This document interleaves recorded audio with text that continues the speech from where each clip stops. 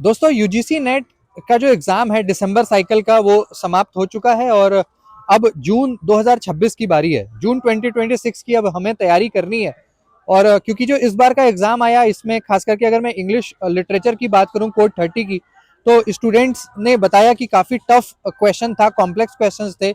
मैंने भी पेपर का एनालिसिस किया तो ये पता लगा कि काफ़ी नए टॉपिक्स ऐड ऑन हुए हैं और खास करके माइनर टॉपिक्स जैसे लिंग्विस्टिक्स से क्वेश्चंस कम रहते हैं, इस बार ज़्यादा था। इंडियन एस्थेटिक्स, इंडियन माइथोलॉजी, तो ऐसे टॉपिक से क्वेश्चन ज़्यादा था जिसके बारे में हम ज़्यादा पढ़ाई नहीं करते, ज़्यादा सोचते नहीं।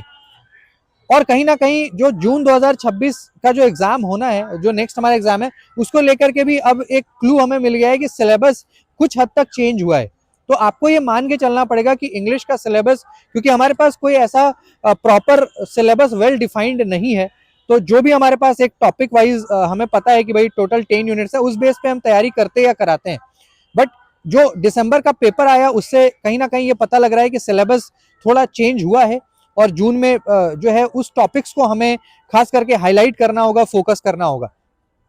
पेपर वन की जहां तक बात करें तो पेपर वन कॉम्पेरेटिवली ईजी था और हमेशा से ऐसा होता आया है। ये आपको समझना पड़ेगा कि देखिए पेपर वन पेपर टू में एक टफ और एक इजी, ये कोई आज का नहीं है। पिछले लास्ट अगर 10 ईयर का ट्रेंड्स आप देखेंगे ना, तो पेपर वन अगर बहुत इजी आएगा तो पेपर टू उतना ही टफ आएगा, और पेपर टू अगर टफ आ गया तो पेपर टू इजी। तो ये बैलेंस चलता है। इसमें प्रॉब्लम किसको होती है? अब जैसे मान के चलिए जिनका पेपर टू ही बहुत अच्छा है, पेपर वन अच्छा नहीं है या पढ़ के नहीं गए, अब पेपर वन ईजी था फिर भी उनके लिए वो कर नहीं पाए, पेपर टू टफ आ गया तो नहीं, तो ये फंसे। बाकी जिनका दोनों अच्छा हो, मान लीजिए आपने पेपर वन में भी 10 यूनिट्स करके गए, पेपर टू में भी सारा पढ़ के गया, ऐसे में क्या होता है कि बैलेंस हो जाता है। आपने पेपर वन ईजी आया तो 50 में 40 क्वेश्चन उधर कर दिए, पेपर टू टफ आया तो भाई 100 में 70 नहीं कर पाए, 45-50 किए तो भी आपका नेट जेआरएफ की स्थिति बन जाती है। तो हमें जून 2026 से एग्जाम्स में इस चीज का विशेष ध्यान रखना होगा कि आप किसी एक पेपर को लेकर के मत चलिए कि भाई मैं बस इंग्लिश की हूं या हिस्ट्री का हूं या साइको, तो सिर्फ पेपर टू, ऐसा नहीं हो। आप पेपर वन को भी वेटेज दो, उस पर भी आपका फोकस होना चाहिए, ताकि आप, क्योंकि देखिए कट ऑफ जो है वो दोनों को मिला करके आता है, दोनों को मिला करके आता है। तो आपको 150 क्वेश्चंस की ये लड़ाई है।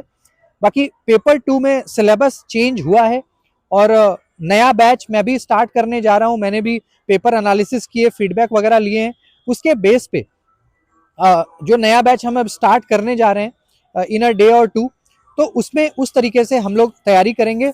और खास करके लिंग्विस्टिक्स पे इस बार विशेष हमारा बल होगा, और एस्थेटिक्स के टॉपिक पे जो नए नए ऑथर्स आए हैं उस पर भी हम लोग बात करेंगे। और साथ साथ पेपर वन में भी मुझे लगता है कि डेटा इंटरप्रिटेशन, रीजनिंग, ये जितने भी टॉपिक्स हैं तो उसको देखना होगा। ये एक बहुत ही आइडल टाइम है क्योंकि ये जनवरी का महीना है, तो ये एक बहुत आइडल टाइम है जब आप अपने प्रिपरेशन को स्टार्ट कर सकते हो। अभी से ऑलमोस्ट 5 से 6 महीना है। और देखिए एक चीज आपको हमेशा ध्यान में रखना पड़ेगा कि ये जो मैगी जनरेशन है ना, कि भाई हमें हर चीज 2 मिनट में चाहिए फटाफट, तो कोई कॉम्पिटेटिव एग्जाम, वो भी इतना बड़ा एग्जाम, आप 2 मिनट फटाफट तैयारी में नहीं कर सकते। इसके लिए एक लंबी तैयारी, कम से कम 5 to 6 मंथ जो अभी से है, तो आप निश्चित रूप से करेंगे, क्योंकि आपको टेक्स्ट बुक भी देखना होगा, आपको इन डेप्थ देखना पड़ेगा, कंटेंट्स देखने होंगे। और क्योंकि पहले तो चलो फ्लोटिंग लेवल से क्वेश्चन आते थे, अब क्वेश्चन दिन ब दिन डेप्थ में जा रहा है, तो आपको विकिपीडिया लेवल भी देखना है, साथ साथ टेक्स्ट भी देखना है, उसके डिटेल्स में जाना है। तो ये टाइम टेकिंग प्रोसेस है यूजीसी नेट का एग्जाम, इसकी तैयारी आप करें। बाकी फिर भी आपको लगता है कि कोई सजेशंस आपको चाहिए, आप बहुत स्टक हो चुके हैं, तो मुझे आप 24/7, मेरा कॉन्टैक्ट नंबर डिस्क्रिप्शन में होता है, उस पर आप कॉल करिए। मैं निश्चित रूप से आपका काउंसलिंग करूंगा, आपका गाइडेंस करूंगा। धन्यवाद।